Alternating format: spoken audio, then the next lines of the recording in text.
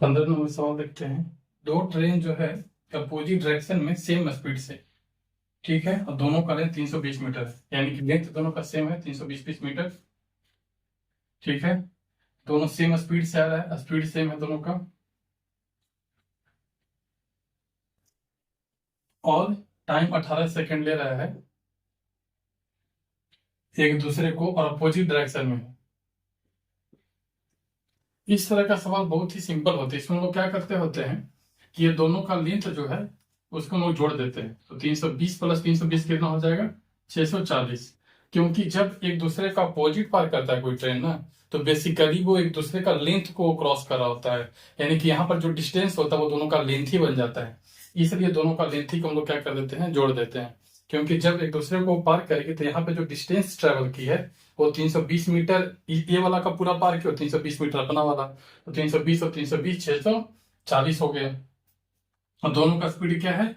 Same है, तो distance बटा स्पीड, तो स्पीड और अपोजिट डायरेक्शन में हम लोग जोड़ते हैं दूसरे का स्पीड को, तो ये भी ये से, ये भी ये से, यानी कि क्या हो जाएगा 2s, और बटा ये टाइम कितना लिए 18, डिस्टेंस बाई स्पीड बराबर टाइम।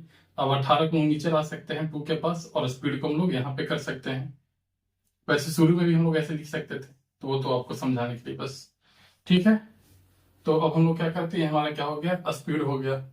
यहाँ पर जो हमारे ऑप्शन में जो आंसर है वो हम लोग को किलोमीटर पर आवर में, तो हम लोग जानते हैं कि किलोमीटर पर आवर में करने के लिए हम लोग क्या करते हैं, 18/5 से इसको गुना करेंगे, हमारा क्या हो जाएगा, किलोमीटर पर आवर में हो जाएगा। तो 18/5, तो 18 से 18 कट गया, और 5 दूनी 10 से ये कट गया, यानी कि स्पीड कितना हो गया, 64। हमारा आंसर 1 किलोमीटर पर आवर में हो जाएगा। तो इस सवाल को और शॉर्ट में ऐसे किया जा सकता था कि बस इसको देखते ही 320 प्लस 320 640, और बटा 2 गुने 18 यानी कि 36, क्योंकि 2s ये उधर चला गया, 18 18 36, और फिर 18/5 से कर देते तो ये सोल्व हो जाता। नेक्स्ट सवाल है कि ये चेयर है, उसका मार्केट प्राइस जो है वो कितना है, 2000 है, ठीक है। अब इसको दो डिस्काउंट मिला, एक -20 डिस्काउंट मिला, और एक और मिला डिस्काउंट 1% का डिस्काउंट मिला, ठीक है। और दोनों ऐसा डिस्काउंट देने के बाद वो 1400 में बेचा गया है, ठीक है, 14 में बेचा गया है। तो अगर ये 2000 है तो 2000 का 20% डिस्काउंट दे दिया, तो यानी कि इसका 80% में वो बेचा है, इसका 80% में, तो 2000 का 80% कितना हो जाएगा, 1600, ठीक है। तो 2000 का 80% कितना हो गया, 1600। अब 1600 में कितना डिस्काउंट दिया होगा कि 1400 रहा होगा, तो बताइए। तो 200 का डिस्काउंट दिया होगा, कितना पे दिया होगा भाई, तो 1600 पे दिया होगा, और गुने परसेंटेज निकालने के लिए 100 से गुना करेंगे, 2 से 2 कट गए, 1/8, 1/8 कितना होता है, 12.5%। आंसर हो गया। तो बहुत ही सरल सवाल थे अभी, हम लोग सिंपल सिंपल वाले मैथ्स कर रहे हैं। इस तरह के परसेंट काम की है, यानी कि 8 दिन काम की, और 8 दिन के काम करने के बाद क्या की है, राखी अभी तक 10% काम की है। फिर पूनम को राखी, जो राखी से 20% भी कुशल है, शेष काम को पूरा करने में कितना, तो यानी कि 8 दिन में हम लोग क्या करते हैं कि टाइम, डेट, ठीक है, और क्षमता, ये सब सबको ऊपर रखते हैं, और जो काम होता है उसको हम नीचे रखते हैं। तो 8 दिन काम की, अगर मान लेते हैं कि इसका कैपेसिटी 100 रहा होगा, तो 100 कैपेसिटी से काम कर रही है, तो 8 दिन में कितना काम की है, मात्र 10% काम किया। मान लेते हैं कि अगर 100 काम रहा होगा तो 10 काम की, तो 10 काम की, और बराबर ये कितना हो गया, 20% अधिक कुशल, यानी कि 120। ये निकालना है कि कितना दिन में करेगी, तो x, और काम कितना बचा, बचा हुआ काम को इसको करना है, यानी कि 90 काम को करना है। तो ये कट गया, ठीक है, ये कट गया, 6 दूनी 12, 5 दूनी 10, 3 3 9, 2 3 6 4, यानी कि 5 20, यानी कि बचा हुआ काम को कितना दिन में कर लेगी, 20 दिन में। बहुत ही इजी सवाल है, ठीक है, इसमें कुछ दिमाग नहीं लगाना होता है, बस लिखना होता है। अब देखिए नेक्स्ट सवाल कर रहा है कि रेक्टेंगल में 14.28% का वृद्धि हुआ, ठीक है, रेक्टेंगल के लेंथ में वृद्धि हो गया। तो कह रहे हैं कि ब्रेथ में हम लोग कितना कमी कर दे कि इसका जो एरिया है उसमें कोई चेंजेस ना आए, इसमें कोई चेंजेस ना आए।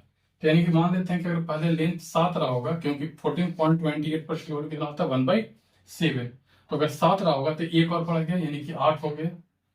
तो हमको इसको मेंटेन करने के लिए, ठीक है, इसको मेंटेन करने के लिए हमको क्या करना होगा, ब्रेथ को मानना होगा 8, क्योंकि ब्रेथ को 8 मानेंगे और 8 से 7 इसको करेंगे तभी तो ये मेंटेन एरिया रहेगा। 7 गुने 8 और 8 गुने 7 है, ठीक है। तो इसको सिंपल करने का तरीका ये होता है कि अगर ये 7 से 8 हुआ है तो हमारा पहले वाला जो ब्रेथ रहा होगा वो 8 रहा होगा और 8 से ही 7 हो गया, तो यानी कि एक का कमी हुआ है, कितने पे हुआ है 8 पे। तो 1/8 का वैल्यू कितना होता है 12.5%। तो इस तरह के सवाल करने का तरीका ये है कि अगर 14.28% से बढ़ा है तो हम लोग क्या करेंगे, 7 रहा होगा, 7 से 8 बढ़ गया, क्योंकि 14.28% का वैल्यू होता है 1/7।